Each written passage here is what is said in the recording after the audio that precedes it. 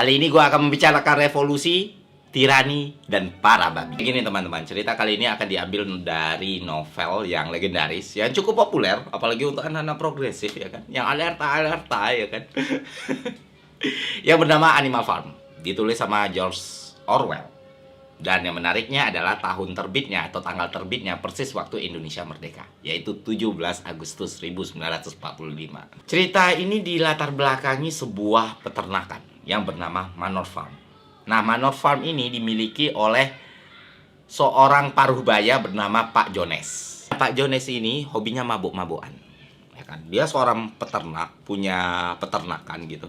Tapi tiap malam mabok. Pak Jones ini, tabiat buruknya ternyata bukan cuma itu. Dia sering melampiaskan emosi, amarah, dan kekesalannya kepada para binatang-binatang ternak yang dia miliki. Jadi binatang itu sering disiksa lah sama Pak Jones ini.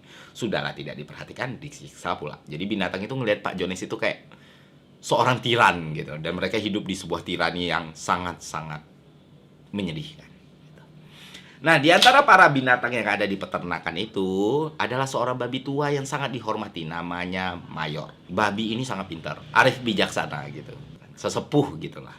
Orang yang sangat dihormati, bukan orang, binatang yang sangat dihormati di peternakan. Beberapa hari belakangan, Pak Mayor ini, si babi tua ini, sering memimpikan hal yang sama. Apa mimpinya? Mimpinya adalah binatang tidak lagi diperbudak, binatang bisa setara, dan tidak ada lagi penindasan terhadap binatang. Itulah mimpi yang terus datang kepada Pak Mayor ini. Akhirnya dia mengumpulkan semua binatang di peternakan tersebut dengan sisa tenaga yang dia punya, dengan sisa gairah yang dia punya. Dia pun berorasi dengan sangat-sangat lantang. Pak Mayor ini bicara soal kesetaraan, bicara soal ekualitas, ya sama sih. Bicara soal kebebasan, bicara soal dihapuskannya perbudakan, dan saat dimana para binatang mulai melakukan perlawanan dan merebut peternakan ini dari Pak Jones. Nah, semua binatang yang mendengar pidato itu terpukau. Walaupun beberapa di antaranya tidak mengerti sama sekali, karena kecerdasan binatang kan berbeda-beda. Tapi ya melihat begitu bersemangatnya Pak Mayor ini, mereka semua terkesima. Dan di antara semua binatang tersebut ada dua babi jenius. Yang satu namanya Snowball, yang satu namanya Napoleon. Snowball ini adalah binatang yang paling pintar di antara yang pintar gitu. Kemauan membacanya tinggi, keingintahuannya tinggi.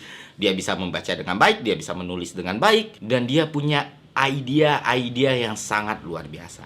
Sementara Napoleon, dia pintar, walaupun mungkin nggak sepintar Snowball, tapi dia punya satu hal yang tidak dimiliki oleh Snowball, yaitu karismatik, tegas, dan secara postur itu terlihat berkarakter. Di masa depan nanti, dua babi inilah yang memimpin revolusi di peternakan tersebut.